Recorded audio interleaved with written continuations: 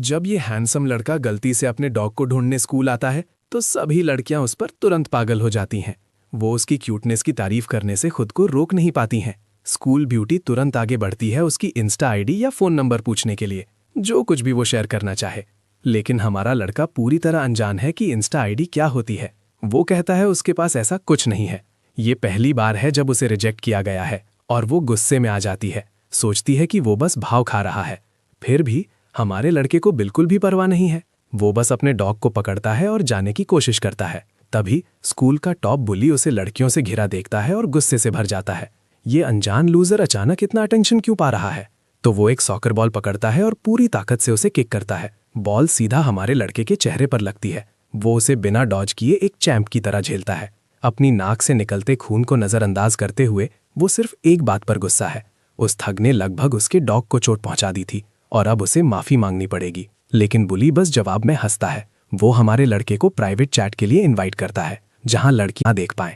जैसे ही वो कॉर्नर से आगे बढ़ते हैं, बुली डरता हुआ उसकी पीठ पर किक करता है और वहां पुलिस का एक पूरा गैंग इंतजार कर रहा होता है। वो उसे अपनी मुट्ठियों से ठीक से वेलकम करने के लिए रेडी है। लेकिन पहले मेन बुली उसे वार्न करता है कि स्कूल ब्यूटी के पास दोबारा आने की हिम्मत भी ना करे। हमारा लड़का बस उन्हें पूरी तरह इग्नोर करते हुए मुड़ता है और जाने लगता है। कुछ लड़के तुरंत उसका रास्ता रोकने के लिए आगे बढ़ते हैं और उसके डॉग को डराकर एक बड़ी गलती करते हैं। उनमें से एक डॉग को पकड़ने की कोशिश करता है, लेकिन एक ही पंच में बेहोश हो जाता है। बाकी बुलीज शॉक हो जाते हैं कि उसने उस लड़के को एक ही हिट में गिरा दिया। तो वो सबसे डम मूव करते हैं और उस पर एक साथ अटैक करते हैं। जो वो नहीं जानते वो ये है कि हमारे लड़के के पास इमॉर्टैलिटी का हार्ट है और वो उनके लिए बहुत ज्यादा स्ट्रांग और फास्ट है। तो ये कोई सरप्राइज नहीं है कि उसके कुछ ही मूव्स उन्हें उड़ा देने के लिए काफी हैं।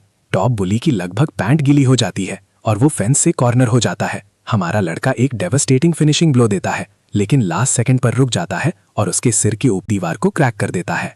सभी बुलीज डर जाते हैं और उसके जैसे मॉन्स्टर से जितनी तेज भाग सकते हैं भाग जाते हैं। तो हमारा लड़का इतना स्ट्रांग क्यों है और वो डॉग से इतना प्यार क्यों करता है? जॉन विक की तरह ये सब कुछ देर पहले शुरू हुआ था। 2 स्ट्रीट थग्स ने उस पर गैंग अप किया, उसे नीचे खींचने की कोशिश में। लेकिन उसने हाई वोल्टेज डिस्ट्रीब्यूशन बोर्ड की तरफ अपना रास्ता बनाया और कुछ गहरे रूट वाले वायर्स को खींचकर निकाल दिया। उन केबल से गुजरता मैसिव करंट हमारे लड़के तक पहुंच गया।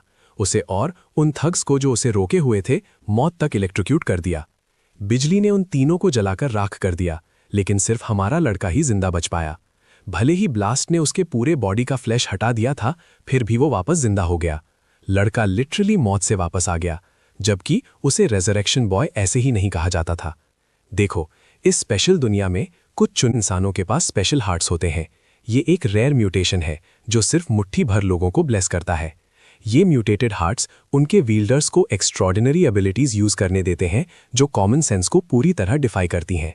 नेचुरली जिन लोगों के पास ये एबिलिटीज होती हैं उन्हें हार्ट म्यूटेंट्स कहा जाता है। कुछ के लिए एक म्यूटेटेड हार्ट कुछ ऐसा था जिसे पाने की चाहत थी, गॉड का एक ब्लेसिंग जो सिर्फ कुछ प्रिविलेज लोगों को मिलता था। लेकिन हमारे लड़के के लिए वही ब्लेसिंग एक कर्स बनकर उतरा जब उसे हार्ट ऑफ रेजरेक्शन मिला। हर बार जब वो मरता है उसका हार्ट उसे वापस जिंदा कर देता है और धीरे धीरे उसकी बॉडी रिकवर करना शुरू कर देती है। पूरे 1 डेकेड तक उन्होंने उसे एक लेबोरेटरी में बंद रखा, उसे अकल्पनीय टॉर्चर दिया। उन्होंने उसे लीथल पॉइजन्स खाने के लिए मजबूर किया और सिस्टमैटिकली उसके लिम्स काट दिए। फिर भी कितनी भी अत्याचार क्यों ना हो, लड़के के यूनिक हार्ट ने उसके बॉडी को रेजरेक्ट करने के लिए मजबूर कर दिया। एक फेटफुल दिन वो आखिरकार एस्केप करने में कामयाब हो गया।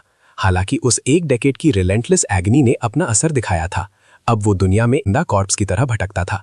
अपने अपीयरेंस की वजह से वो एक लोकल डंप साइट पर चला जाता है और अपनी बॉडी को रिप्लेनिश करने के लिए एडिबल फूड ढूंढना शुरू करता है। उसे एक सड़ी हुई ब्रेड का टुकड़ा मिलता है जो अब भी थोड़ा बहुत एडिबल लगता है, तो वो उसे खाना शुरू कर देता है। वो बाहर से टेरिफाइंग लग सकता है, लेकिन अंदर से वो इनक्रेडिबली बेनेवलेंट है। एक भूखे पपी को एक बाइट के लिए भीख मांगते देखकर वो अपना मील शेयर करने का डिसाइड करता है, बजाय उसे पूरा खुद ही रखने के। इस काइंडनेस की वजह से उसके पास जल्द ही 4 लेगेड एडमायरर्स का एक पूरा पैक उसे घेर लेता है। अचानक से उसे एक कमोशन सुनाई देती है। एक सेफ डिस्टेंस से झांकते हुए उसे कुछ थग्स एक हाई स्कूल गर्ल को हरास करते हुए मिलते हैं। वो क्रीप्स क्लियरली गलत इरादे से हैं, उसे कॉर्नर करने की पूरी कोशिश कर रहे हैं। बेचारी लड़की उनसे रीजन करने की कोशिश करती है, रिक्वेस्ट करती है कि वो बस एक अंडर एज स्टूडेंट है। लेकिन ये absolute degenerate disciples of Epstein परवाह नहीं करते। उन्हें बस अपना अगला विक्टिम चाहिए जिस पर वो गून कर सकें। तुम सोच रहे होगे एक स्कूल गर्ल एक डेजर्टेड साइट पर क्या कर रही है? पता चलता है कि वो डॉग फूड कैरी कर रही है। वो क्लू हमारे लड़के के लिए काफ़ी है ये रियलाइज़ करने के लिए कि वो यहाँ बस स्ट्रेज को खाना खिलाने आई है। इससे पहले कि चीज़ें डार्कर टर्न ले, हमारा लड़का आखिरकार इंटरवीन करने का डिसाइड करता है।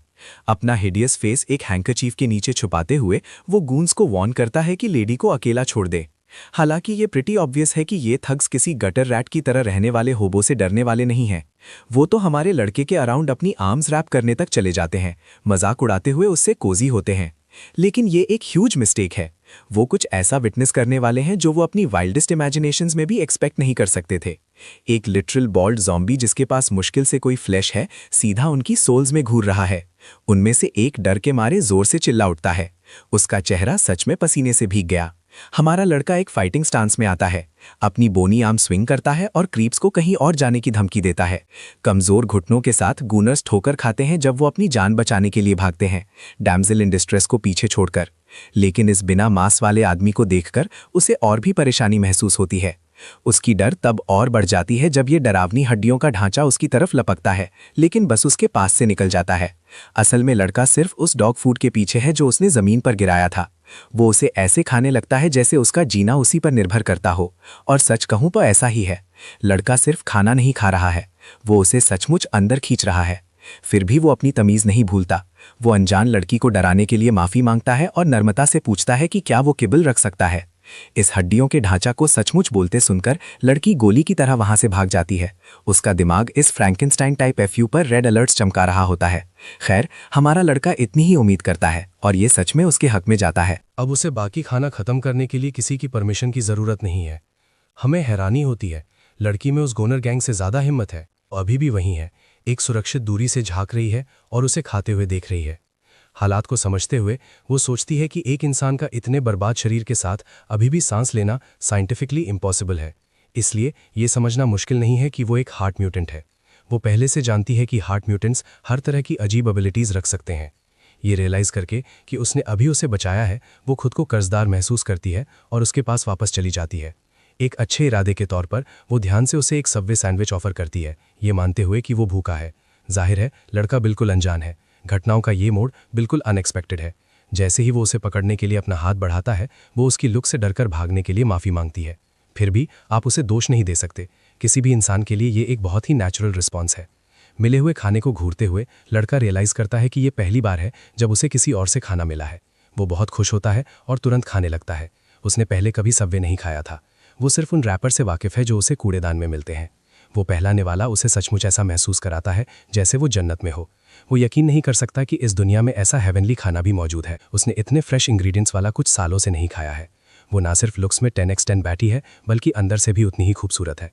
उसकी नर्व्स आखिरकार शांत होती हैं, उसे उसका नाम पूछने की हिम्मत मिलती है। लड़का अपना परिचय जियो के रूप में देता है। वो उसे गर्मी से ग्रीट करती है और अपना नाम भी बताती है, सॉन्गी। बात को आगे बढ़ाते हुए वो उससे पूछती है कि वो खुले में ऐसी मुश्किल ज़िंदगी क्यों जी रहा है। जियो बताता है कि कुछ लोग उसका पीछा कर रहे हैं जो उस पर एक्सपेरिमेंट करना चाहते हैं। पता चलता है कि एक शेडी लैब है जिसका एकमात्र मकसद हार्ट म्यूटेंट्स को पकड़ना और उन पर गंदे टेस्ट करना है। इसीलिए जियो एक लैब रैट बनने की बजाय कूड़ेदान में रहना ज़्यादा पसंद करता है। हिजी उसकी हालत की कड़वी सच्चाई को समझने के बाद साफ तौर पर टेंस दिखती है। उसने इसके बारे में सिर्फ न्यूज़ पर अफवाहें सुनी थी और उसे रियलाइज़ नहीं था कि ये सचमुच सच है। जियो अपनी बात पर अडिग रहता है, कसम खाकर कहता है कि हर बात सच है। वो पूरे 1 डेकेड तक उस लैब में फंसा रहा है जहां उसे टॉर्चर और हर तरह के मॉर्बिड एक्सपेरिमेंट्स का शिकार बनाया गया। उन्होंने सचमुच उसे पॉइजन निगलने पर मजबूर किया या सीधे उसकी में इंजेक्ट किया? सिर्फ इस बेचारे लड़के के 10 साल के टॉर्चर को सहने का ख्याल ही हिजाई को बेचैन कर देता है। क्योंकि जियो के पास हार्ट ऑफ रेजरेक्शन है, इसलिए वो लोग जितना भी दर्द देते हैं उसका शरीर हमेशा रिजेनरेट हो जाता है, उसे मरने नहीं देता। लेकिन उन लगातार एक्सपेरिमेंट्स ने उसे हमेशा के लिए एक जिंदा लाश जैसा दिखने पर मजबूर कर दिया है। उसकी हालत पर गहरा तरस खाते हुए लड़की उसे अपने साथ ले जाने का फैसला करती है। वो उसका हाथ पकड़ती है और उसे खींचने लगती है, लेकिन उसका हाथ पूरी तरह से उसके शरीर से अलग हो जाता है। अपनी पकड़ में अलग हुए हाथ को देखकर हिजाई डर जाती है, सोचती है कि उसने अभी उसका हाथ तोड़ दिया। लड़का आमतौर पर हाथ वापस ले लेता है और उसे लेगो पीस की तरह वापस सॉकेट में लगा देता है। उसे यकीन दिलाता है कि ये उसकी गलती नहीं है। उसके अंगों का बीच बीच में गिरना काफ़ी कॉमन है। थोड़ी देर बाद जियो को अपने पतले शरीर पर एक बैगी हुडी पहने हुए देखा जाता है। हिजाई उसके लिए कुछ नए कपड़े लाई है क्योंकि उसके पुराने फटे हुए कपड़े उसे ज़रूर एक होबो जैसा दिखा रहे थे। वो उसे यकीन आती है कि कपड़े कुछ खास नहीं है, बस थोड़ा बजट फ्रेंडली सामान है। फिर भी एक ऐसे इंसान के लिए जिसने टॉर्चर और दर्द के अलावा कुछ नहीं जाना, उसकी ज़ॉम्बीफाइड स्किन पर नरम फैब्रिक का स्पर्श इतना ज़्यादा अच्छा लगता है कि वो लगभग यूफोरिक है। कपड़ों का काम हो जाने के बाद वो अपना मेकअप किट निकालती है और इस हड्डियों के ढांचा का मेकओवर करना शुरू करती है। अपने नए ठीक किए हुए चेहरे को देखकर वो सच में बुरा नहीं लगता। हालांकि हिजाई माफ़ी मांगती है अगर वो कुछ गड़बड़ करती है, ये मानते हुए कि उसे नंगी हड्डियों पर मेकअप करने का बिल्कुल ज़ीरो एक्सपीरियंस है। हमारा लड़का फिर भी पूरी तरह से संतुष्ट है। असल में वो उसके लिए जो कुछ भी कर रही है उसके लिए वो बहुत शुक्रगुजार है। अचानक उसका फ़ोन अलार्म बजता है जिससे उसे रियलाइज़ होता है कि वो अपनी एकेडमी के लिए लेट हो रही है। जल्दी में वो उसे अलविदा कहती है और उल्टी दिशा में भाग जाती है। जाने से पहले वो उसे अपने डॉग्स का ख्याल रखने को कहती है। खैर, ऐसा लगता है कि जियो को प्यार हो रहा है और क्योंकि वो उसे डॉग्स की जिम्मेदारी सौंपती है, वो बेचैनी से उम्मीद कर कि वो कल फिर आएगी। देखो, हमारे लड़के को कभी वो दया एक्सपीरियंस करने का मौका नहीं मिला जो वो डिज़र्व करता है। पहले वो रूहहीन साइंटिस्ट्स उसे सिर्फ एक टेस्ट सब्जेक्ट से ज़्यादा कुछ नहीं देखते थे। लैब से भागने के बाद भी जो भी उसे मिलता है वो डर जाता है और उल्टी दिशा में भाग जाता है। लेकिन हिजी अलग है। भागने या उससे गुस्सा भरी नजरों से देखने के बजाय वो अकेली है जो उसके साथ असली काइंडनेस से पेश आती है। वो उस छोटे पपी का भी शुक्रगुजार है जिसने उसे इतने वक्त तक रोके रखा कि वो उसे मिल सके। तो वो डिसाइड करता है कि वो पप को ऑफिशियली अपना कंपेनियन बनाएगा और एक सही नाम सोचने लगता है। आखिरकार वो डॉग को पटेटो बुलाने का फैसला करता है। ये सब सेटल होने के बाद वो एक बार फिर हिजी की मीठी यादों में खो जाता है। सबवे सैंडविच का मज़ेदार ताज़ा स्वाद अभी तक उसके मुंह में ठहरा हुआ है और उसके नए कपड़ों का आराम लगातार उसका ध्यान उसकी तरफ खींचता है। उसके लिए वो उसकी ज़िंदगी में उतरने वाली एक फरिश्ते से कम नहीं है।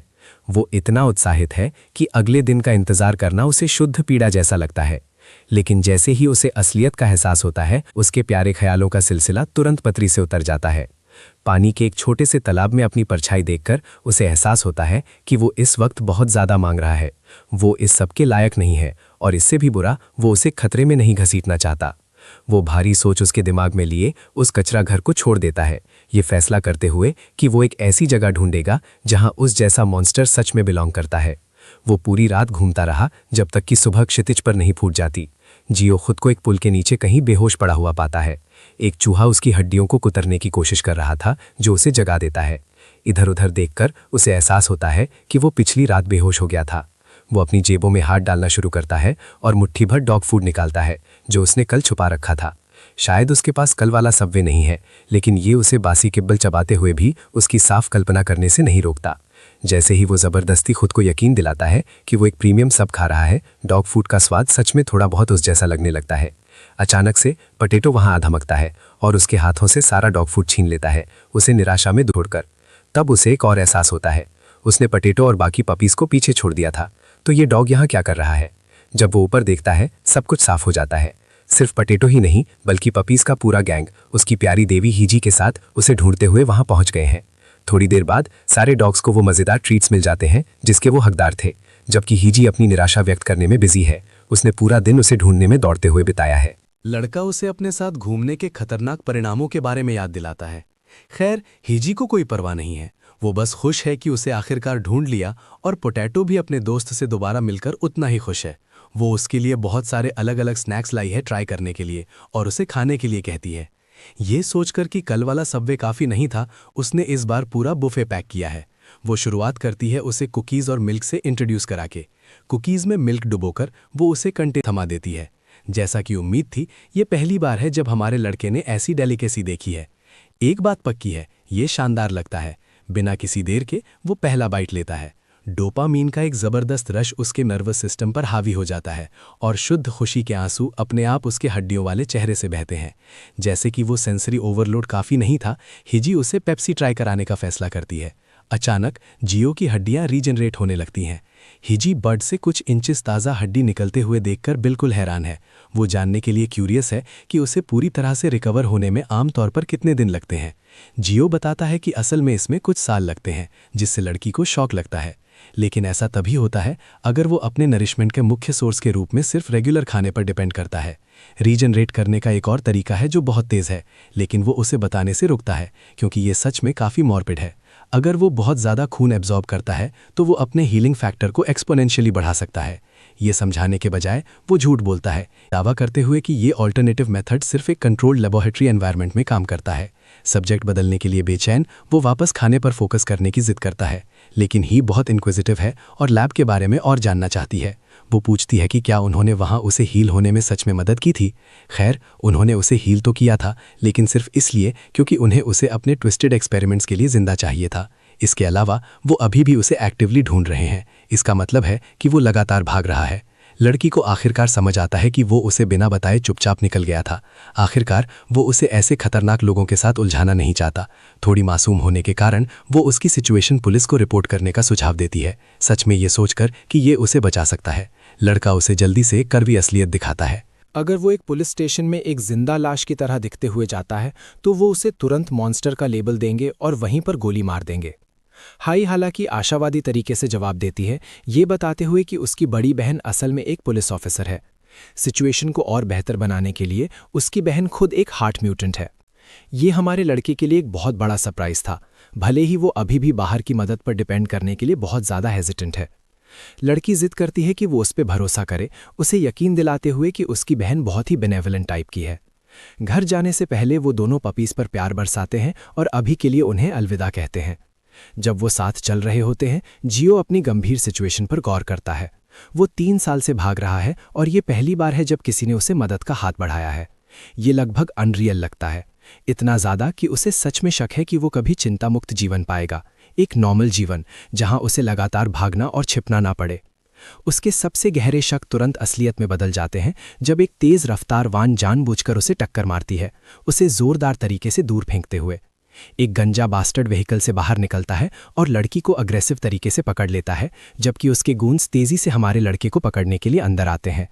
एक बार जब वो जियो को दीवार से लगा देते हैं तो सब कुछ कमांड करने वाला हेड हॉन्चो आखिरकार बाहर निकलता है और अपने भागे हुए लैब रैट को आखिरकार पकड़कर बहुत स्मग महसूस कर रहा है। लड़के ने जितनी भी तकलीफ दी है, बॉस कसम खाता है कि वो उसे बहुत भारी कीमत चुकाएगा। उनकी वैन रोड पर तेजी से जाते हुए वो बेचारे जियो को रस्सी से पिछले बम्पर से बांध देते हैं और उसे तेज रफ्तार पर कठिन एस्फाल्ट पर घसीटते हैं। जिंदा एक लिटरल पटेटो की तरह छिल जाने के बावजूद लड़का लड़की के बारे में बहुत ज़्यादा चिंतित है। शुरुआत में ही वो इस गड़बड़ में फंस गई, ये पूरी तरह उसकी गलती है, तो उसे बिल्कुल कुछ करना होगा उसे बचाने के लिए। फिर भी अपनी एक बेकार सी एबिलिटी के साथ वो इन भारी विरोधियों के सामने पूरी तरह से शक्तिहीन है। सारी उम्मीद खोकर वो चुपचाप किसी से भी, लिटरली किसी से भी बीच में आने की भीख मांगता है। उसकी दुआएं उसके फर वाले दोस्तों द्वारा जल्दी ही पूरी हो जाती हैं। आवारा पपीज का पूरा झुंड वैंस का पागलपन से पीछा कर रहा है। पटेटो और बाकी सब रस्सी को चबाने लगते हैं, हमारे लड़के को गिरते हुए, और आखिरकार जिद्दी रस्सी को तोड़ने में कामयाब हो जाते हैं। वैन जोर से रुकती है और सारे थग सिचुएशन को कंट्रोल करने के लिए बाहर निकल आते हैं। छोटे डॉग्स को अपने आसपास देखकर गूंज को जरा भी खतरा महसूस नहीं होता। अपने हथियार निकालकर वो बेरहमी से बेचारे पपीज को इधर उधर मारना शुरू कर देते हैं और एक भयानक खूनी हाल छोड़ जाते हैं। अपने छोटे दोस्तों को अपनी खातिर लड़ते और मरते देखकर जियो में उनकी मदद करने की एक तेज बेचैनी जग जाती है, लेकिन अपने पूरी तरह से टूटे और हारे हुए शरीर के साथ वो मुश्किल से ही रेंग सकता है। इस दौरान पोटैटो एक आदमी पर झपटता है और इतना बुरा काटता है कि थक का खून निकलने लगता है। खून को जमीन पर गिरते देखकर जियो को एहसास होता है कि वो इसका फायदा उठा सकता है। अगर वो उस खून को एब्जॉर्ब कर ले जो थग ने अभी गिराया है तो कम से कम वो रीजनरेट कर सकता है। बदकिस्मती से लगता है उसका वक्त खत्म हो रहा है। पोटैटो को भयानक तरीके से मारा जाता है और वो पूरी तरह से होश खो देता है। अपने सबसे अच्छे दोस्त के बेजान शरीर को जमीन पर बाकी झुंड के साथ पड़ा देखकर जियो के अंदर कुछ बदलने लगता है। वो उन मुश्किल 10 सालों को याद करता है जो उसने उस लैब में बिताए थे। हर तरह से टॉर्चर होता, और ये सिर्फ एक बार की घटना नहीं थी, ये उसकी रोज की रूटीन थी। जब वो आखिरकार उस जिंदा नरक से भागा तो उसे बाहर की दुनिया में भी कोई सुकून नहीं मिला। उसके साथ एक मॉन्स्टर जैसा बर्ताव किया जाता था, एक चलती फिरती बीमारी जैसा जिससे सब बचकर रहते थे। सब उससे बचकर रहते थे, उसके छोटे फर वाले दोस्तों और हिजी को छोड़कर। उन वफादार दोस्तों की खातिर जिनसे वो आखिरकार घिर गया था, और एक नॉर्मल इंसानी जिंदगी जीने के मौके के लिए उसकी जीने की बुनियादी इच्छा और बढ़ जाती है। गिरा हुआ खून उसकी पक्की इच्छा पर रिएक्ट करने लगता है, उसके टूटे हुए शरीर की तरफ चुंबकीय रूप से खींचा चला आता है। खून का एक वोटेक्स उसके चारों तरफ घूमते हुए वो लड़का जो कभी सिर्फ हड्डियों का एक बेचारा ढेर था, पूरी तरह से अपने असली इंसानी रूप में रीजनरेट हो जाता है। वो आखिरकार फिर से एक नॉर्मल इंसान जैसा दिखता है, बिल्कुल वैसा ही जैसा वो बचपन में दिखता था। उसका शरीर अपने पीक पुराने रूप में रीजनरेट हो चुका है, लेकिन किस कीमत पर? उसके छोटे दोस्तों का भयानक नुकसान। उन जानिरों को तकलीफ देने वाले थग्स को मत भूलो, जो अभी वहीं पूरी तरह से हैरान खड़े हैं इस खूनी चमत्कार को देखने के बाद। उनमें से एक शौक से बाहर आता है और हमारे लड़के पर एक तेज वार करता है, लेकिन नया जन्म लिया हुआ ये एब्सोल्यूट चैट जरा भी नहीं हिलता। वो लिटरली उस हरामी को मारकर दूर फेंक देता है, उसकी तरफ देखे बिना भी। वो सिर्फ पंच नहीं मारता, बल्कि वार के पीछे की शक्ति इतनी भयानक है कि गून हवा में उड़ जाता है और जोर से वैन के साइड से टकरा जाता है। जियो एक पल लेता है अपने मरे हुए दोस्त का शोक मनाने के लिए। वो पोटैटो को अपनी गरम गले लगाता है, चुपचाप उनकी मौत का बदला लेने का वादा करता है। बाकी बचे हुए हरामियों की तरफ अपनी जानलेवा नज़र घुमाते हुए वो इन गून से पूछता है कि उन्होंने लड़की को कहाँ ले गए थे, वरना उसके पास लिटरली इंसान को पता सबसे दर्दनाक टॉर्चर टेक्निक्स का फर्स्ट हैंड एक्सपीरियंस है। सीन एक छोड़े हुए वेयरहाउस में कट होता है, जहां पहले वाली कार्स ने अपनी लेटेस्ट हॉस्टेज को रखा था। वो उसके सर से बैग निकालता है और एक एक्सप्लेनेशन मांगता है, लेकिन उसे कुछ समझने से पहले ही वो डर से दर्जन भर थग्स को घूरती है। अचानक अंदर बैठ जाता है और वो सोचने लगती है कि वो कहाँ है। वेयरहाउस फेंके हुए इंसानी लाशों से भरा है, जिन्हें मारा और एक्सपेरिमेंट किया गया है। एक आदमी उसके बालों से पकड़ता है और उसे शोर करने वाली बच्ची कहकर बेइज्जती करता है। वो सोचता है कि क्या वो इतनी शोर मचाने वाली है क्योंकि उसके पास कई जिंदगियां हैं खोने के लिए, लेकिन अच्छी बात यह है कि वो सिर्फ स्केलेटन डूड की परवाह करता है। वो आदमी हिजी को उनके भागे हुए टेस्ट सब्जेक्ट्स में से एक की मदद करने के लिए दोषी ठहराता है, इसलिए वो उसे वार्न करता है कि वो उनकी बुरी नज़रों में ना आए, वरना वो 6 फीट ज़मीन के नीचे होगी। आखिरकार इस वेयरहाउस में मरे हुए लोगों का कोई मतलब नहीं है, तो उसकी ज़िंदगी मैटर नहीं करेगी। अचानक बॉस को अपने एक आदमी से कॉल आता है और वो अपने टेस्ट सब्जेक्ट की सिचुएशन जानने की डिमांड करता है। ब्रो को पूरी कहानी पता चलती है कि कैसे डॉग्स ने अपनी जिंदगियां कुर्बान कर दी सिर्फ उस अधमरे स्केलेटन को बचाने के लिए, और कैसे वही स्केलेटन पूरे शरीर में रीजनरेट हो गया। बॉस को कुछ समझ नहीं आता कि ये लोग क्या कह रहे हैं और वो डॉग के बारे में इन्फॉर्मेशन मांगने की कोशिश करता है। इस दौरान हिजी धीरे धीरे उस स्पॉन्सेस के पीछे के मीनिंग को समझने की कोशिश कर रही है। फैसला साफ हो जाता है जब बॉस को स्केलेटन के भागने की खबर मिलती है। वो अपने स्मूथ ब्रेन्ड अंडरलिंग्स पर चिल्लाने लगता है, उनकी अकेली जॉब को खराब करने के लिए। ब्रो गुस्से में फ़ोन पटक देता है, उनका दिमाग उड़ा देने की धमकी देता है अगर वो उनके कीमती टेस्ट सब्जेक्ट को सही सलामत वापस नहीं लाते। अपना गुस्सा लड़की पर निकालते हुए वो हिजी से एक जवाब मांगता है, उसे बोलने पर मजबूर करते हुए। इस बंदे का गुस्सा गॉर्डन रैमजे को टक्कर दे रहा है जब वो कुछ कच्चा देखता है। जबकि वो बकबक कर रहा है, उसे जरा भी नहीं पता कि ये आदमी क्या बोल रहा है। बॉस सोचता है कि वो जानबूझकर अनजान बन रही है और अपनी नाइफ निकालने का फैसला करता है, उसे चाकू मारने की धमकी देता है अगर वो नहीं बोलती। डरी हुई स्कूल गर्ल कांपती है इस बात को समझने पर कि उसने अपनी ही जिंदगी को खतरे में डालकर एक बड़ी गलती की है। वो रोती है ये सोचकर कि उसके लिए अब यही अंत है। जैसे ही वो पंख उसे मारने वाला होता है, उसका एक गून वेयरहाउस में उड़ता हुआ आता है, सबका ध्यान खींचता हुआ। एक आदमी पर ध्यान और बढ़ जाता है, कोई हथियार नहीं, सिर्फ नंगे हाथ। बॉस को समझ नहीं आता कि ये लड़का कौन है, जबकि हमारा ईमो प्रोटैगनिस्ट अपनी क्लीशे ईमो पोज दे रहा है, शायद उस बालों के साथ कुछ देख नहीं पा रहा है। एक गुंडा उससे भिड़ने की कोशिश करता है, बच्चे को भिखारी बोलकर, पर जियो अपने ड्रिप पर वो पागल रिस्पेक्ट बर्दाश्त नहीं कर सकता और उस बेवकूफ़ को गले से पकड़ लेता है। सिर्फ अपनी नंगी पकड़ से ब्रो उस आदमी का गला कुचल सकता है। फिलहाल वो खून की प्यास में है। डरावनी तरीके से उन्हें याद दिलाता है कि इन्हीं डैश की वजह से पटेटो और बाकी कुत्ते मरे थे। बाकी बेवकूफ़ जुजुत्सु काइजन स्टाइल में हमारे लड़के पर हमला करने का फैसला करते हैं। पहले वाले ने उस पर एक सही वार करने में कामयाब हो जाता है, पर उससे बिल्कुल भी नुकसान नहीं होता। जियो एक ज़बरदस्त काउंटर करता है, एक ही वार में उस लड़के का चेहरा बिगाड़ देता है। एक और आदमी पीछे से उस पर हमला करता है, उसका कॉलर पकड़ते हुए अपने साथी को जियो के चेहरे पर कोहनी मारने की इजाज़त देता है। हालांकि ये वार बहुत ब्रूटल है, पर इस आदमी की बर्फीली नज़र ही ये बताने के लिए काफ़ी है कि कंट्रोल किसके हाथ में है। म्यूटेंट उस आदमी को पलट देता है, अपनी भयानक ताकत दिखाते हुए, जबकि बाकी सब हैरानी से देखते रह जाते हैं। जियो इन कीड़ों से बात करता है, ये जानते हुए कि उन सबको हर्मीज रिसर्च फैसिलिटी ने हायर किया था। ये नाम हिजी को हैरान कर देता है और उसे तुरंत एहसास होता है कि ये बच्चा असल में वही क्लमजी कंकाल है। बॉस का डैश चेहरा उसे दोबारा बालों से पकड़ने का फैसला करता है, अपनी ही रियलाइजेशन से हैरान होकर। वो उसे इतने वक्त तक ट्रैक नहीं कर पाए थे क्योंकि उसकी रीजनरेशन में फ़र्क था, पर अब जब उनकी उसकी आइडेंटिटी पर पकड़ मजबूत हो गई है, जियो को लिटरली डैश गोली मार दी जाती है। ब्रो ने अपना अमेरिकन स्टाइल ग्लॉक नोजुत्सु निकाला अमर बच्चे को मारने के लिए, बॉस अपने हर आदमी को इशारा करता है अपनी अमेरिकन स्पिरिट्स में डूबने के लिए। और उस स्पिरिट के साथ जो लोग देख रहे हैं उन्हें भी लाइक बटन दबाना चाहिए। गोलियां हर दिशा से चलती हैं, जियो के शरीर को बिगाड़ती भी, जैसे नर्क की आग बरस रही हो। उनका मकसद उसे इतना गोली मारना है कि उसकी रीजेनरेशन काफी ना हो और वो बेकाबू हो जाए। भरी रेन फायर रुकती नहीं है। असल में जियो को हर छेदने वाले जख्म से सिर्फ अत्यधिक तकलीफ होती है। वो अपनी ही मांसपेशियों को फटते हुए महसूस कर सकता है, हड्डियों को टूटकर बिखरता हुआ, फेफड़े फटते हुए, जिससे सांस लेने में मुश्किल हो रही है। उसे इस तरह टॉर्चर और मौल होते देखकर हिजी रोने लगती है जब वो इन बेरहम आदमियों से रुकने की भीख मांगती है। हमारा लड़का जमीन पर गिर जाता है, पिछली गोलियों से पूरी तरह हार चुका, हर दिशा से खून बहते हुए। उसके शरीर के कुछ हिस्से तो गायब ही हो चुके हैं, कितनी बार उसे गोली लगी थी उसकी वजह से। पर इतना खून बहने के बाद भी जियो अपनी एक एबिलिटी का इस्तेमाल करने का फैसला करता है, लाशों के खून को मैनिपुलेट करने और उन्हें अंदर खींचने के लिए। उसका म्यूटेंट दिल एक्टिवेशन की तरफ बढ़ता है और बॉस के गुंडों ने भी ये पहले ही नोटिस कर लिया है। जियो का ब्लड मैनिपुलेशन उसे रिवर्स कर्स टेक्निक देता है अपने शरीर को ठीक करने के लिए। अगर आप जानते हैं तो आप जानते हैं, ब्रो के पास इन्फिनिटी हीलिंग है, इसीलिए बॉस अपने बेवकूफ़ों को दोबारा गोली चलाने का ऑर्डर देता है उससे ज्यादा ताकतवर होने से पहले। जियो को कई बार एक के बाद एक क्रिटिकल हेडशॉट लगते हैं। बिल्कुल वैसा ही दर्दनाक एहसास होता है जैसा उसे हमेशा होता है। हर बार जब वो टुकड़ों में फट जाता है उसका शरीर बार बार जाता है।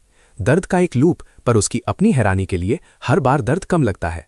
ये कुछ भी नहीं है उन 10 सालों के विनाश और यातना के सामने जो उसने लैब के हाथों झेला था। उसे जिंदा जलाया भी गया था, हाइड्रोलिक प्रेस से कुचला भी गया था। जियो ने हर तरह के दर्दनाक एक्सपेरिमेंट झेले थे जो हो सकते थे।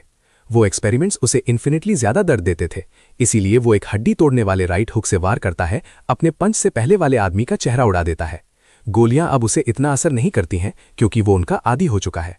इससे पहले कि बाकी बेवकूफ रिएक्ट कर पाते, जियो उनके सामने आ चुका है, उन्हें ऐसे डॉग वॉक कर रहा है जैसे माकी ने जिनान क्लैन को खत्म किया था। एक लड़के को बैरल में टकराने के बाद वो एक और को और फिर 3 और को एक ही बार में गिरा देता है, पूरी रफ्तार से दौड़ते हुए। जब भी उसे पोटैटो का मासूम छोटा चेहरा याद आता है, वो जॉन विक बन जाता है और अपने रास्ते में सबको मार देता है। वो कुत्ते उसके लिए सिर्फ बच्चे थे और वो उसे बचाते हुए मरे। बॉस अब अपनी जान के लिए डरा हुआ लड़की को गोली मारने की धमकी देता है अगर जियो और करीब आता है, पर हमारा लड़का सीधा स्पीड ब्लिट्सिंग करते हुए उसके मुंह पर एक भारी पंच मारता है। ये वार भयानक है और लीडर को एक कंटेनर में पल्वराइज कर देता है, उसे नीचे गिरा देता है। वहीं बॉस अभी भी जिंदा है, पर ज्यादा देर तक नहीं, क्योंकि वो अपनी जिंदगी के किनारे पर रहम की भीख मांगने लगता है। गेम खत्म हो गया है क्योंकि जियो इन ने जिस तरह उसके कुत्ते को छीन लिया उसे माफ नहीं करेगा। वो उस आदमी का चेहरा जमीन पर मारता है, उसके चेहरे को और ज्यादा वार से कुचलते हुए। ये एक लिटरल ब्लड बाथ बन जाता है। हमारा लड़का दर्जनों पंचेस बरसाता है जब तक वो आदमी एक सूझे हुए पल्प में न बदल जाए। अपना गुस्सा शांत होने पर जियो रुक जाता है। उसकी मुट्ठी खून से टपकती है क्योंकि वेयरहाउस में हर एक आदमी को गिरा दिया गया है। लड़ाई खत्म हो चुकी है, इसलिए वो हीडी के पास जाता है जो इस डर से कांप रही है कि वो उसे भी चोट पहुंचाएगा। एक फरिश्ता वो पूछती है कि इतना जख्मी होने के बाद क्या वो ठीक है, पर वो बस उसकी बाहों में पिघल जाता है। उसकी जिंदा होने के सुकून पर रो रहा है। बेचारे लड़के ने बहुत मुश्किल वक्त देखा है और उसे बहुत ज़्यादा गिल्ट है कि कुत्तों ने उसके लिए अपनी जान दे दी। वो डरा हुआ था कि कहीं उसका भी वही अंजाम ना हो और उसे जिंदा देखना उसके लिए सब कुछ है। ये एक दिल को छू लेने वाला सीन है जब हीडी उसे गले लगाकर तसल्ली देती है, ये कहते हुए कि उसे उसका शुक्रिया करना चाहिए उसकी जान बचाने के लिए। इस पूरे शटडाउन के कुछ देर बाद पुलिस ऑफिसर जिम्मेदार अपराधियों को गिरफ्तार करने आए और वेयरहाउस में लाशों की सिचुएशन का पता लगाने भी। उनका फैसला है कि किसी तरह का इंटरनल ऑर्गेनाइजेशनल कॉन्फ्लिक्ट हुआ था। जबकि वो लोग आपस में बात कर रहे हैं, जियो और उसकी बड़ी बाहर सिचुएशन पर नज़र रख रहे हैं। हीडी की बड़ी बहन को ये अच्छा आइडिया नहीं लगता कि वो इसमें इन्वॉल्व हो, खासकर अगर कोई म्यूटेंट इंसान है, और उसने तो ये भी कसम खाई है कि वो सिचुएशन को खुद ही हैंडल करेगी। फिलहाल के लिए हमारे डुओ को बस निकलने पर फोकस करने की ज़रूरत थी। लड़की पागल होने लगती है पर जियो उसके साथ है। वो डॉग गैंग की सारी को ले आए हैं। इन शहीद साथियों बादुक, सिरु, टटेनू, चोको, बोल और मारू की आत्मा को शांति मिले। स्कूल की लड़की खुद को दोष देती है, ये मानते हुए कि उसके शामिल होने की वजह से उन्हें चोट लगी। वो उनकी मदद नहीं कर पाई और ना ही उनका ख्याल रख पाई। उसने बस उन्हें खाना दिया था। उसका ये छोटा सा योगदान इन कुत्तों को सब कुछ लगा होगा और उन्होंने उन्हें बचाने के लिए अपनी पूरी जिंदगी दांव पर लगा दी। लेकिन जियो अपनी उंगली काटते हुए आता है, हिजी को दोष लेने से रोकता है। ये कहते हुए कि जो खून उसने उनसे निकाला था वही उनकी मौत का कारण बना। वो हैरानी से उसकी तरफ देखती है कि वो क्या करने वाला है, जिस पर जियो समझाता है कि उसका काम खून एब्जॉर्ब करके ठीक करना है। तो अगर उसका खून इतना खास है तो वो कुत्तों के साथ उसे बांटने की कोशिश करना चाहता है ताकि उन्हें भी वापस ला सके। उंगली का जख्म ठीक होने लगता है और उसका सारा खून वापस एब्जॉर्ब हो जाता है। हमारे लड़के को कुत्तों की मदद करने का मौका नहीं मिलता। वो अपनी उंगली दोबारा काटने की कोशिश करता है। इस बार उसे इतनी जोर से चबाता है कि और खून निकलने लगता है। कीजी उसे खुद को ऐसे तकलीफ देते हुए देख नहीं पाती और उस नासमझ को रुकने के लिए कहती है, क्योंकि इससे कुत्तों को और बुरा लगेगा। बदकिस्मती से वो बेचारा लड़का बहुत परेशान है। वो इस बात से टूट चुका है कि कुत्ते उससे नफरत करेंगे। असल में कीजी इसके उल्टा बताती है। वो तो उसे सच में बहुत प्यार करते थे। वही कुत्ते आम इंसानों पर भरोसा नहीं करते थे, लेकिन उन्हें उस अजीब से टेस्ट सब्जेक्ट से खास लगाव था। बिल्कुल, हमारा लड़का ये नहीं जानता था। कीजी समझाती है कि इनमें से हर कुत्ते पर पहले अत्याचार हुआ था, इसीलिए इंसानों पर उनका भरोसा टूट गया था। ये हमारे लिए दुखी होने की एक और वजह है। क्यों कोई प्याज काट रहा है? जो को बिल्कुल नहीं पता था कि उन पर अत्याचार हुआ था और उसने उनके साथ ऐसा बर्ताव किया जैसे वो हमेशा नर्म थे। लेकिन कीजी उसे सिखाती है कि खुद को चोट पहुंचाने से वो छोटे वाले को और दुखी कर देगा। वो तो गर्व महसूस करती है कि उन्हें उस पर इतना भरोसा था, ये साबित करते हुए कि वो उसकी हालत से वाकिफ थे। एक दुखी जियो आखिरकार अपनी किस्मत मान लेता है। तभी अचानक एक प्यारा सा छोटा सा कुत्ते का बच्चा उन दोनों के पास आता है। ये असल में पोटैटो का बच्चा है और ओ भाई, ये दुनिया की सबसे प्यारी फरबॉल है। वो छोटा सा जीव जियो की तरफ खिंचा चला आता है और उसे उत्सुकता से घूरने से पहले अपनी पूंछ हिलाता है। जियो ने जैसा सोचा था, उससे नफरत करने की बजाय कुत्ते का बच्चा असल में उसके हाथ चाटकर लगाव और प्यार दिखाता है। ये प्यारा बच्चा आखिर में जियो के पास आराम से सो जाता है, इस बात की पुष्टि करते हुए कि सब बच्चे उसे पसंद करते हैं। जब छोटा वाला सो चुका है, कीजी सोचती है कि उन्हें अब क्या करना चाहिए। ऐसा नहीं है कि वो एक नए जन्मे बच्चे को अकेला छोड़ सकते हैं। वो उसे घर ले जाने का ख्याल करती है, लेकिन जियो का मामला अभी भी एक समस्या है, क्योंकि उसके साथ एक ऑर्गेनाइजेशन ने गलत किया था जो उसकी तलाश में लगी हुई है। हिजी अपनी बड़ी बहन को तुरंत फोन करने के लिए भागती है और फिर वो उसे बताती है कि उन्होंने क्या किया। हमारा बिल्कुल उलझा हुआ है कि क्या हो रहा है। लेकिन अगले सीन में हम अपने अगले ठिकाने पर पहुंचते हैं। हमारे लड़के ने पहले कभी इतना आलीशान और बड़ा कमरा नहीं देखा था।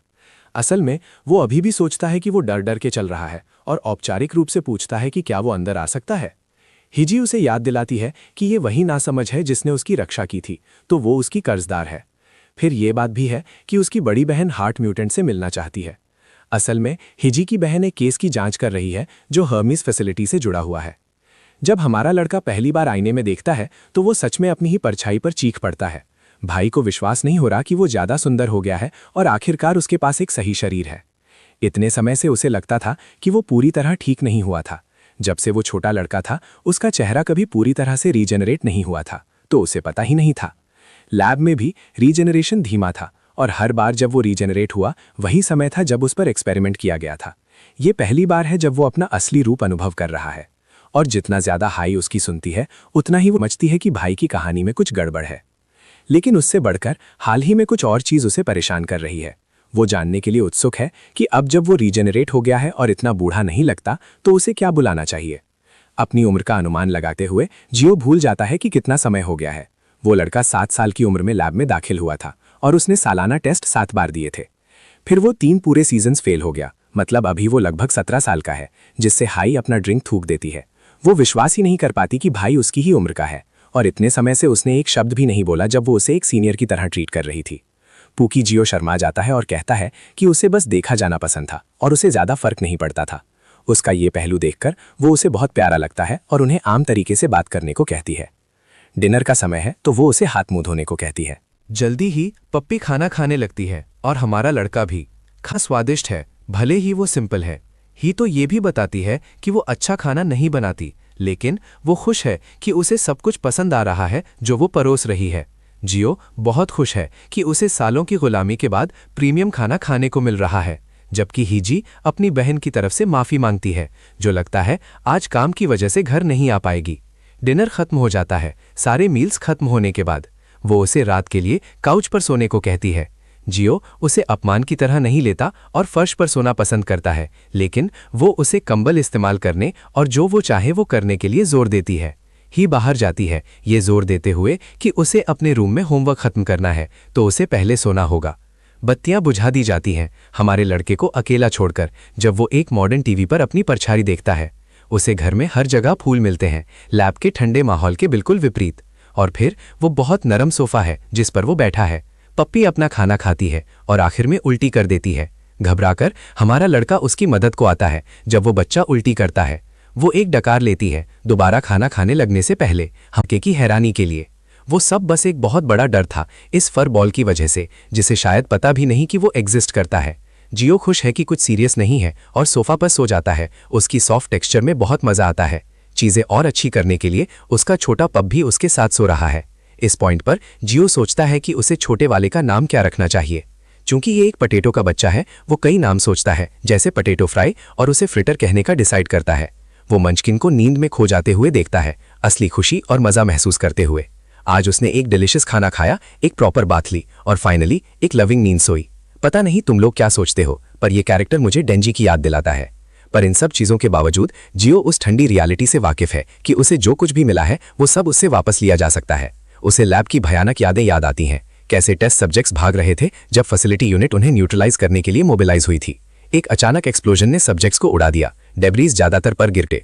इसने उन्हें ऐसी पोजीशन में डाल दिया जहां से वो बच नहीं सकते थे, जबकि मास्टर चीफ ने अपना बिग डिक फ्लेम थ्रोवर निकाला और उन पर चला दिया।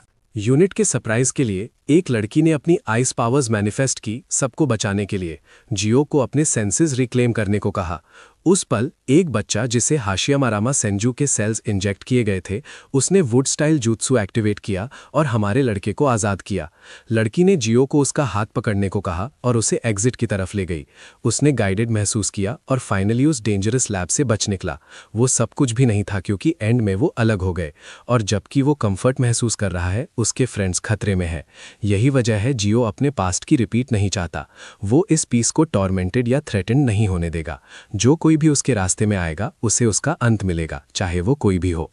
अगली सुबह हमारा लड़का अपनी जान बचाने के लिए भागता हुआ मिलता है स्टूपिड ओल्ड फ्रिटर को बचाने, जो अचानक पता नहीं कहाँ गायब हो। जियो वो सब एजी बातें कर रहा था, पर जैसे ही उसका पपी गायब हुआ वो क्राई बेबी बन गया। चलो कुछ पल पीछे चलते हैं।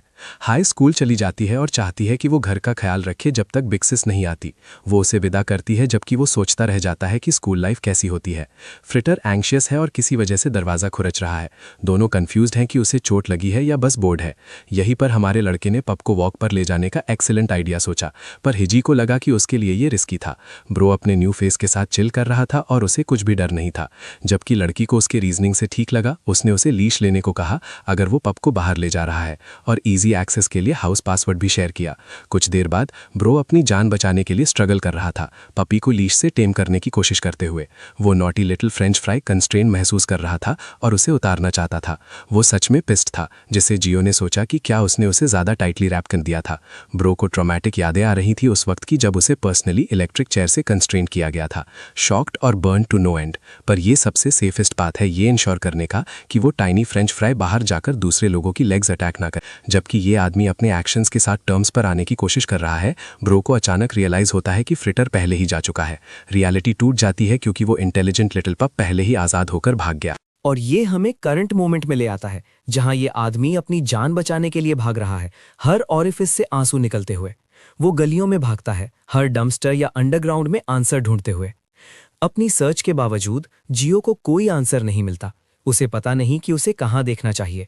वो छोटे वाले की कंडीशन के लिए एंग्शियस है और पहले ही डर भरे ख्याल आते हैं कि वो टाइनी वन किसी एक्सीडेंट या किसी और मेस्ड अप सिचुएशन में फंस गया हो।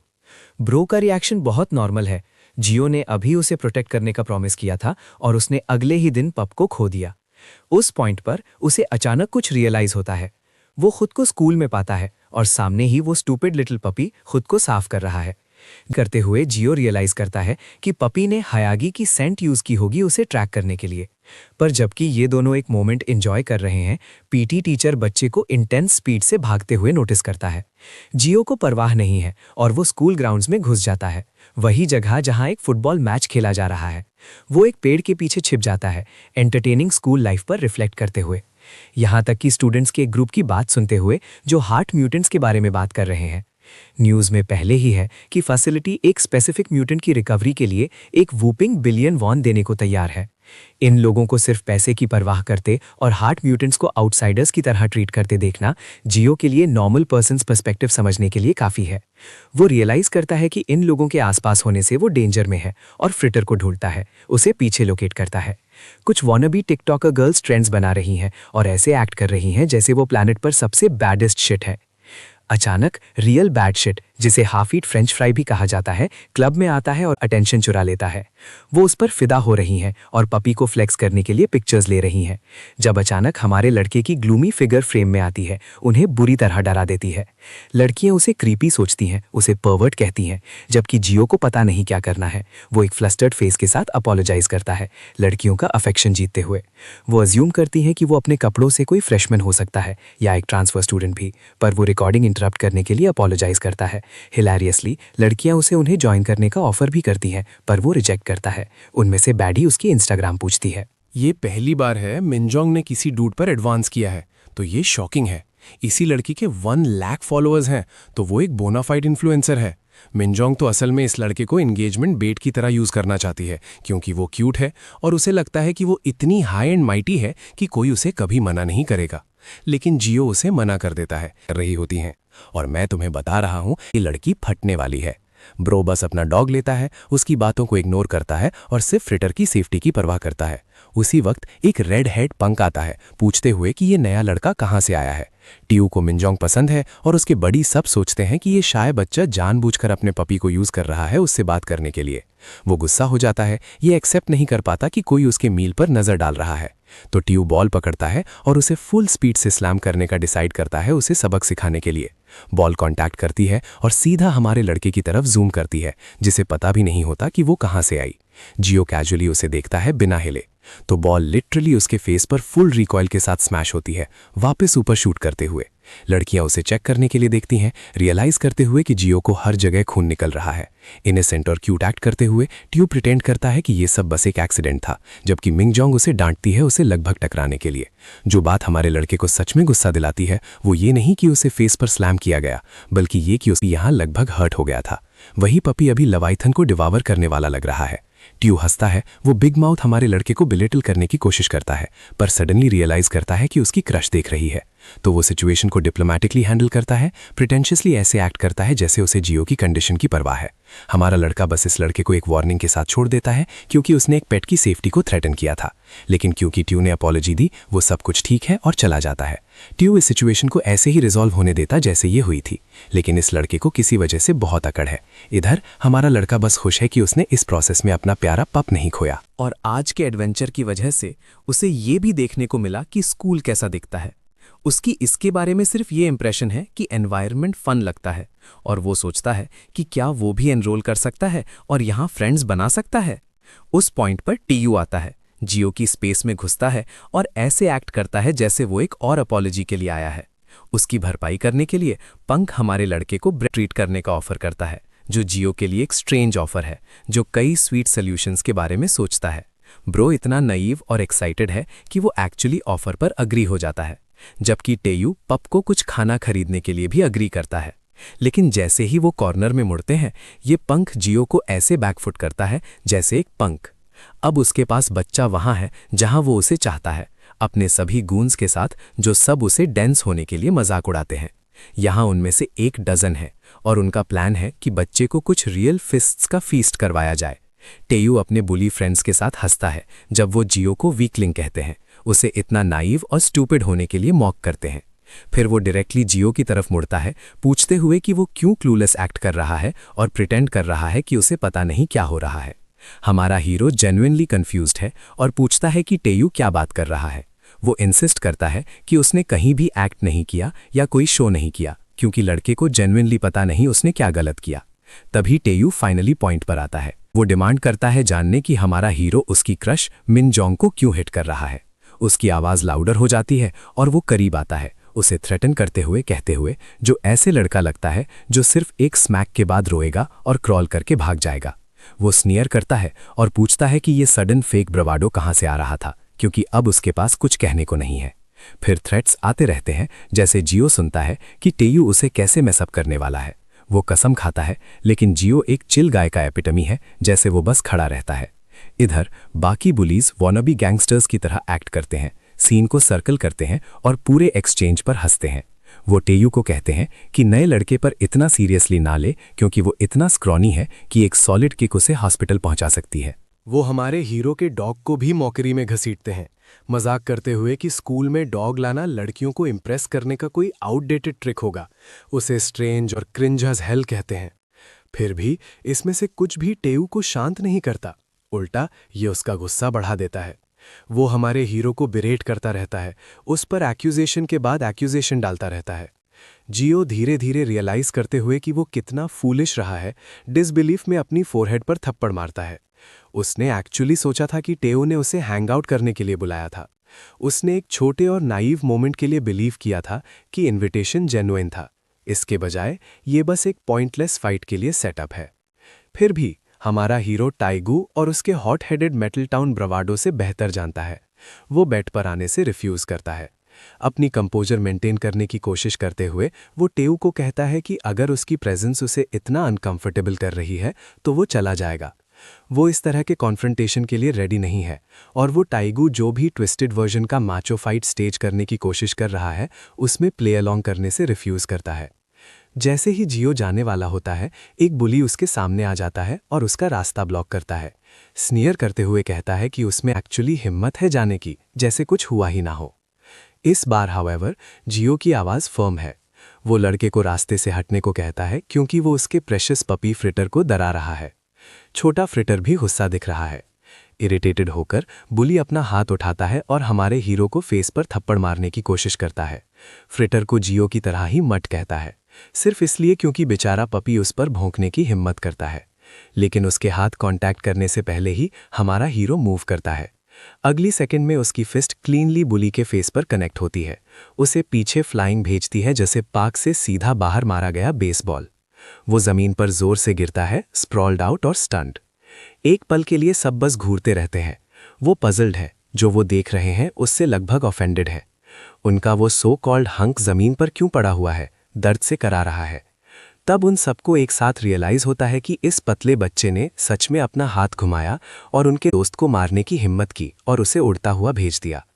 गुस्से में वो जियो पर हमला करते हैं, पर जो वो समझ नहीं पाते वो ये है कि जियो ब्लड थर्स्टी नहीं है, पर वो कभी भी खुद को डिफेंड करना नहीं छोड़ेगा। उसके अंदर कुछ भयंकर सा जाग उठता है और कुछ ही सेकंड्स में वो हैरानी वाली स्पीड से मूव कर रहा होता है। वो एक के बाद एक पंच मारता है और लिटरली गली में आदमियों की बारिश हो रही होती है। और इस सब के बीच फ्रिटर हमारे हीरो की बाहों में सुरक्षित रहता है, प्रोटेक्टेड और हैरानी से शांत। आखिर में हमारा हीरो टेयू के सामने खड़ा होता है। जैसे ही वो उसके चेहरे पर वार करने वाला होता है, वो आखिरी सेकंड में अपना पंच रीडायरेक्ट करता है और उसके बगल वाली दीवार में मारता है। इम्पैक्ट से दीवार जोर से क्रैक हो जाती है। हमारा हीरो अपनी मुट्ठी नीचे करता है और नर्मता से टेयू को बताता है कि उसने उन्हें सीधे रोकर रुकने को कहा था क्योंकि वो उसके छोटे पपी को डरा रहे थे। क्रैक हुई दीवार का नज़ारा ही काफ़ी है। बाकी के बुलीज पीले पड़ जाते हैं और पीछे हटने लगते हैं, पलटकर भागने से पहले। यहाँ तक कि महान टैगू भी, जो कुछ ही मिनट्स पहले टेंट्रम फेंक रहा था, अब स्पीचलेस खड़ा है। अगर एक दीवार ऐसे क्रैक हो सकती है तो अगर जियो का पंच उस पर पड़ता तो उसका सिर एक कैंडी के टुकड़े की तरह क्रश हो जाता। उसे ये रियलाइजेशन जोर से लगती है कि उसने गलत इंसान से पंगा ले लिया है। आंसू स्नॉट्स के साथ मिल जाते हैं जैसे ही वो अचानक हमारे हीरो के सामने झुकता है, बार बार सॉरी बोलते हुए। डेस्परेट होकर वो अपना फ़ोन निकालता है और जियो को अपने ही पपी की तस्वीर दिखाता है। वो इंसिस्ट करता है कि वो डॉग को नहीं मारने वाला, कि वो भी एक डॉग ओनर है और कभी भी एक प्यारे से छोटे जानवर को नुकसान नहीं पहुंचाएगा। वो फोटो स्वाइप करता है, ये दिखाने की कोशिश करते हुए कि उसका पपी कितना क्यूट है। इसे मर्सी के लिए बार्गेनिंग चिप की तरह यूज करते हुए हमारा हीरो एक 7 साल के बच्चे जितना मासूम तस्वीरों को देखता है और सोचता है कि डॉग सच में प्यारा है। क्योंकि टेयू भी एक डॉग ओनर है, शायद वो पूरा बुरा नहीं है। आखिर में जियो कुछ नहीं कहता, पर उसे एक अलग रियलाइजेशन होती है। उसने ताकत सोचने से ज्यादा यूज कर ली है और अब वो अचानक बहुत भूखा है। उसने आज कुछ नहीं खाया है और वो खालीपन उसे परेशान करना शुरू कर रहा है। टेयू इस बदलाव को समझ नहीं पाता, मानता है कि जियो उन्हें माफ करने का नाटक कर रहा है, सिर्फ सिचुएशन से कुछ खाना निकालने के लिए। इस बीच कीजी अपनी क्लासरूम में बैठी है, चुपचाप पढ़ रही है, पूरी तरह से अनजान कि उसका नया दोस्त बाहर स्कूल ग्राउंड्स में केओस मचा रहा है। अभी के लिए ये उसकी चिंता नहीं है। कैफेटेरिया में टेयू जल्दी से हमारे हीरो को अंदर ले जाता है और उसके लिए स्नैक्स का ढेर खरीदता है। जैसे ही जियो खाना देखता है उसके मुंह में पानी आना शुरू हो जाता है और छोटा फ्रिटर भी एक्साइटमेंट से खुश हो जाता है इतनी सारी ट्रीट्स देखकर। टियो देखता है जब हमारा हीरो और फ्रिटर स्नैक्स को खा जाते हैं, सोचते हुए कि हमारा हीरो पागल है, पागल स्ट्रांग पर एक टोटल लूजर की तरह एक्ट कर रहा है। वो बड़बड़ाता है कि कोई हैरानी नहीं कि वो उस जैसे लड़के को पसंद नहीं करता। बस हाल ही में वन पंच से जियो ने लिटरली किसी को उड़ता हुआ भेज दिया था। टियो सोचता है कि कहीं हमारा हीरो कोई बॉक्सर या एथलीट तो नहीं, पर अगर वो होता भी तो ऐसी दीवार क्रैक करना इम्पॉसिबल है। उसने अपनी लाइफ में ऐसा कुछ कभी नहीं देखा। पक्का होकर कि उसे रीइंफोर्समेंट की जरूरत है, वो अपना फोन उठाता है और अपने भाई यंग चिल को कॉल करता है, जो 20 साल का गैंगस्टर है और अपने दोस्तों के साथ पोकर खेल रहा है। वो हेल्प मांगता है, बताते हुए कि वो फंस गया है क्योंकि उसे किसी रैंडम लड़के ने पीट दिया है। यंग चिल टियो की हेल्प करने से खुश नहीं है, किसी रैंडम लड़के को पीटने में। पर टियो आर्ग्यू करता है कि जियो सीरियसली स्ट्रांग है और लिटरली उसे इस बार इज्जत बचाने के लिए भीख मांगता है। एक और गैंग मेंबर पूछता है कि वो किसके बारे में बात कर रहा है और यंग चिल टियो का मजाक उड़ाता है, पर क्योंकि वो बोर्ड है वो हेल्प करने को अग्री हो जाते हैं। यंग चिल उसे कहता है कि वो बाद में आएगा और टियो को हमारे हीरो को उनके पास लाना चाहिए। टियो कॉल काट देता है, ग्रिन और स्मर्क करते हुए, सोचते हुए कि उसने सुना है कि जियो अब मर गया है। पर अगले ही पल हमारा हीरो उसके पास आता है और उसे अपना कुछ खाना ऑफर करता है, कहते हुए कि उसे अकेला खाते हुए अजीब लग रहा था और वो शेयर करना चाहता है। टियो मना कर दे, कहते हुए कि वो सब कुछ जियो के लिए लाया था और ज्यादा खाना ऑफर करते हुए। जियो फिर उसे फ्रिटर के साथ शेयर करता है, जिसे टियो सोचता है ये लूजर इतना स्ट्रांग कैसे है।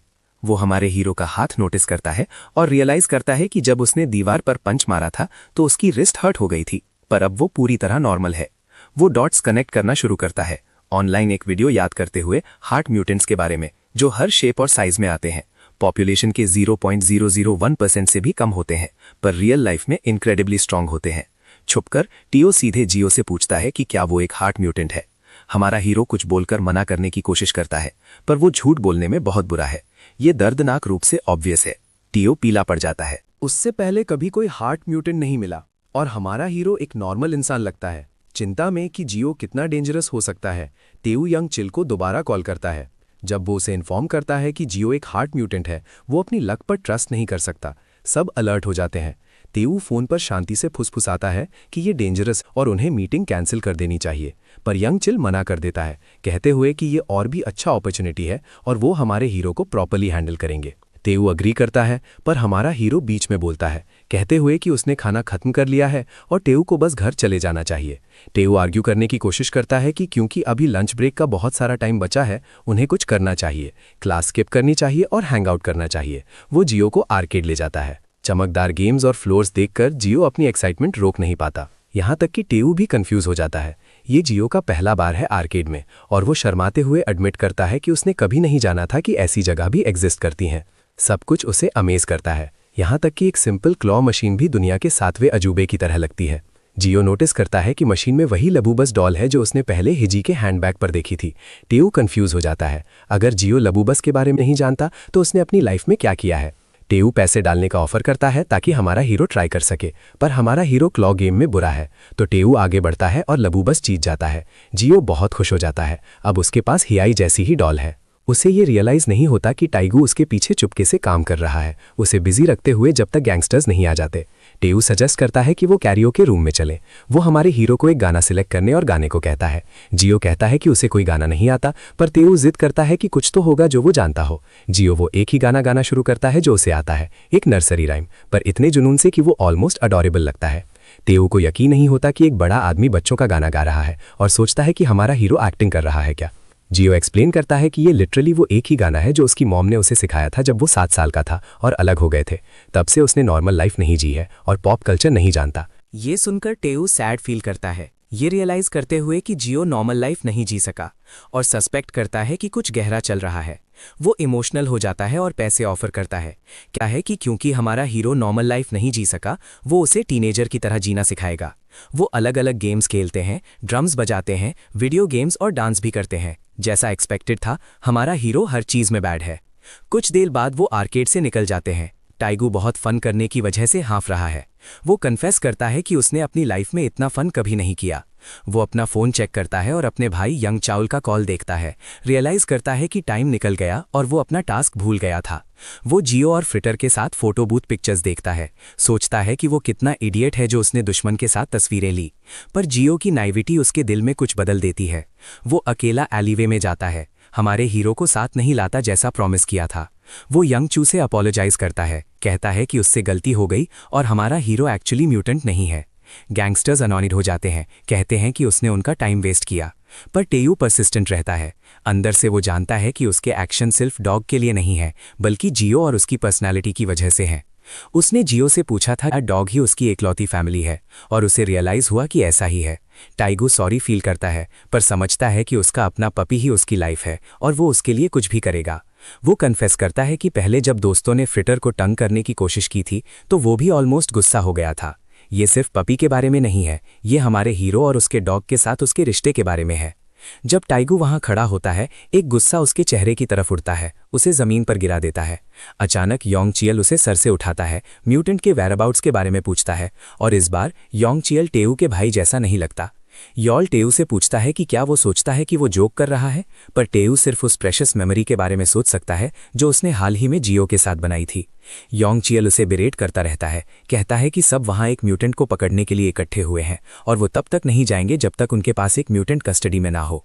वो टेयू को कहता है कि अगर वो अपनी इज्जत बचाना चाहता है तो बोलना शुरू करे। टाइगू परसिस्टेंट रहता है, जिद करता है कि ये सच में एक मिसअंडरस्टैंडिंग थी। वो एक्सप्लेन करता है कि उसने पूरा दिन हमारे हीरो के साथ स्पेंड किया और अगर जियो सच में एक हार्ट म्यूटेंट होता तो उसे कुछ ऑफ सेंस होता, पर वहां कुछ भी नहीं था।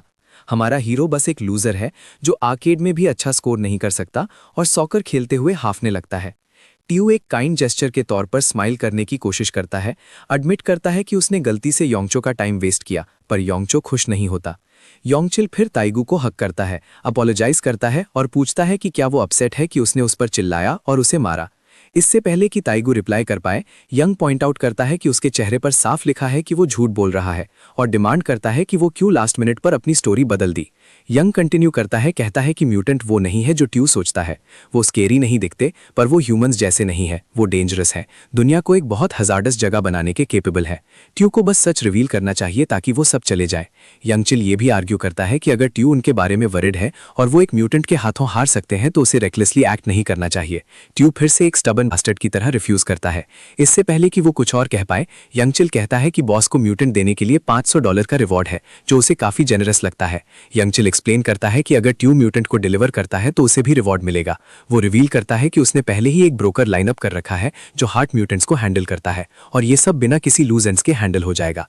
टाइगू रियलाइज करता है कि ये ह्यूमन ट्रैफिकिंग है। हाल ही में किडनैपर्स देश भर में हार्ट म्यूटेंट्स को टारगेट कर रहे हैं और र्यूमर्स का दावा है कि गवर्नमेंट रिसर्च फैसिलिटीज उन्हें पैसे देकर खरीदती हैं। उसने सोचा था कि ये सिर्फ गॉसिप है, पर अब वो अपनी आंखों से देख रहा है। वो इसे होने नहीं दे सकता, इसलिए वो फिर से अपोलोजाइज करता है, जिद करता है कि जियो बस एक नॉर्मल गाय है।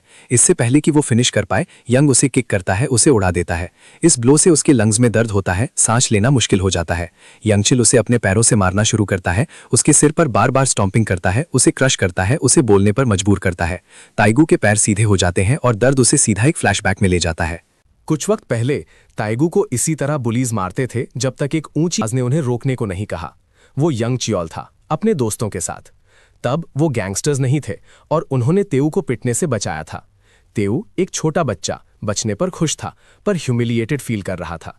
यंग चियोल ने उसे कंफर्ट किया, कहता है वो सेम जिम में है और वो तेऊ को इन लोगों से पिटने से बचाएगा। तब यंग चियोल लॉयल लगता था, थोड़ा कूल और ज्यादा फाइटर नहीं था, तो तेऊ उसके जैसा बनना चाहता था। पर अब उसके अपने मेंटोर और दोस्त उसे बार बार मार रहे हैं जब तक वो जमीन पर एक पल्प ना बन जाए। यंग चियोल इंसिस्टेंट रहता है, क्लेम करता है कि तेऊ उनके सामने झूठ बोल रहा है। वो कमेंट करता है कि तेऊ में लॉयल्टी है जो काइंड ऑफ बैड एस है, पर ये मिसप्लेस्ड है, ये उसकी होनी चाहिए। वो वॉर्न करता है कि अगर टाइगू म्यूटेंट को किसी और ब्रोकर को बेचने के बारे में सोच रहा है तो उसे ज्यादा से ज्यादा 200 या 300 मिल सकते हैं, पर वो डायरेक्टली डेंजर में होगा। वो अपने गैंगस्टर्स को एक चेन लाने का सिग्नल देता है, उसे अपने हाथ में लपेटता है और कहता है कि वो टाइगू को दिखाएगा कि गैंगस्टर की तरह क्या जीना है। इस बार टाइगू पीछे नहीं हटा, कहते हुए कि वो बिल्कुल अनकूल है। योंग चियोल शॉक में था, उसकी सांस लगभग रुक गई। तेऊ भी कंफ्यूज था कि वो योंग चियोल को क्यों भड़का रहा है। गुस्से में योंगचियोल मारने की तैयारी करता है, जबकि तेऊ बार बार माफी मांगने की कोशिश करता है, जिद करते हुए कि उसने गलती से बोल दिया। लेकिन जैसे ही योंगचियोल उसे मारने ही वाला होता है, एक मजबूत हाथ उसे रोक देता है। ये हमारा हीरो है। वो कहता है कि अगर योंगचियोल किसी को अपने हाथ में चेन्स लपेटकर मारेगा तो बहुत ज्यादा चोट लगेगी। सब कंफ्यूज्ड हैं क्योंकि इस अजीब लड़के की हिम्मत कैसे हुई उनके बॉस को रोकने की। तेओ भी हैरान है, सोच रहा है कि हमारे हीरो को पता कैसे चला कि वो लोग कहाँ थे। जियो नीचे झुकता है, कहते हुए कि वो तेऊ को ढूंढने आया था क्योंकि उसे आने में बहुत देर लग रही थी। ताइगो उसे भागने की चेतावनी देता है और कन्फेस करता है कि उसने ही उन्हें बुलाया था उसे मारने के लिए, यहाँ तक कि उन्हें बताया भी था कि हमारा हीरो एक हार्ट म्यूटेंट है। जियो कंफ्यूज्ड है और पूछता है कि उसने ऐसा क्यों किया। तेऊ जवाब देता है कि वो बस गुस्से में था क्योंकि जियो ने उसे मारा था, कि वो बदला लेना चाहता था और वो माफी मांगता है, लेकिन हमारे हीरो को उसकी परवाह नहीं है। जियो पूछता है कि वो उन्हें चेन से मारने क्यों दे रहा है। सब कंफ्यूज हो जाते हैं जब कोई जियो पर बेसबॉल बैट चलाता है, जिससे वो गुस्सा हो जाता है। अगली ही सेकंड में सारे थग्स उससे अपने बैट से मारने लगते हैं, जबकि फ्रिटन भौंकता है और टेगू हमारे हीरो को बचाने की कोशिश करता है। एक लड़का नीचे झुकता है, पूछते हुए कि उसने उन्हें रोका कैसे, लेकिन अगली ही सेकंड में टेगू सारा खून अब्जॉर्ब कर लेता है और थग को पंच मारता है, उसे हवा में उड़ा देता है। सब देखते हैं जैसे ही जियो मलबे से उठता है और यांगील अपने सारे गैंग मेंबर्स को अटैक करने का ऑर्डर देता है। हमारा हीरो रुकता नहीं, उनके चेहरे, छाती, पैर और ग्रॉइन पर वार करता है। कुछ मार खाकर भी 10,000 गुना ज्यादा ताकत से वापस पंच करता है। सब कंफ्यूज्ड हैं, सोच रहे हैं कि उसके लड़ने के तरीके से वो इंसान कैसे हो सकता है। यांगचोल मामला अपने हाथों में लेता है और उसे छुपने के लिए दौड़ता है। उसे दिल में छुरा घोंपने पर मजाक उड़ाता है। वो धीरे से बोलता है जैसे ही वो बार बार छुरा घोंपता है, जियो के मरने की उम्मीद करता है, लेकिन जियो उसे रोकने के लिए डैगर अपने हाथ में पकड़ लेता है। ये देखकर कि हमारा हीरो अभी भी खड़ा है, यांगचोल थोड़ा डर जाता है। सोचता है कैसा दिल है जिसे छुरा घोंपा जा सकता है और वो ठीक रहेगा। हमारा हीरो जवाब जानता है, लेकिन कहता है कि उसे वो राज बताने की जरूरत नहीं है। फिर वो यांगचुल के पैर में छुरा घोंपता है, जिससे बहुत ज्यादा दर्द होता है। इसी बीच सारे थग्स भाग जाते हैं, सोचकर कि वो एक म्यूटेंट का सामना नहीं कर सकते, लेकिन जियो उन्हें जाने देने को तैयार नहीं है। अब जब उन्हें पता है कि वो एक म्यूटेंट है, उनमें से कोई भी भाग नहीं सकता। वो उन सबको बुरी तरह से पीटता है। जब वो खत्म कर लेता है, टेगू, जो खुद भी बुरी तरह से पीटा गया था, उसकी तरफ रेंगता है, कहते हुए कि वो एम्बुलेंस बुलाएगा। जियो उसे तसल्ली देता है कि वो ठीक है। टेगू कंफ्यूज्ड है, सोच रहा है कि हमारे हीरो को छुरा कैसे लगा और फिर से माफी मांगता है। वो अपनी मुट्ठी उठाता है और खुद को बार बार मारता है। गलती के लिए खुद को कोसता है, मान लेता है कि वो अपनी दोस्त को सिर्फ कुछ कूल पॉइंट्स के लिए बेचने को तैयार था। वो कन्फेस करता है कि वो उन लड़कों के साथ हमेशा रहता था और तब सब कुछ ठीक लगता था, पता नहीं कैसे। उसने सोचा था कि कूल होना ऐसा ही होता है, लेकिन अब उसे एहसास होता है कि ये सारे आदमी डेंजरस थे और उसे बुरी संगत में नहीं रहना चाहिए था। अचानक जियो टेगू को नाक से खून पोंछने के लिए एक कपड़ा देता है। वो असल में एक पपी पीप पैड है, लेकिन तेओ को परवाह नहीं है और वो उसे फिर भी इस्तेमाल करता है। वो बड़बड़ाते हुए कहता है कि उस जैसा कोई दोस्त कहलाने के लायक भी नहीं है। हमारा हीरो बस मुस्कुराता है, कहते हुए कि वो खुश है कि तेओ खुद को दोस्त समझता है और उसके लिए इतना ही काफी है। ये सुनकर जियो एक बार फिर तेओ के दिल को छूता है और तेओ बदले में उसे गले लगा लेता है। तेओ को साफ दिखता है कि हमारा हीरो ही असल में सबसे कूल लड़का है।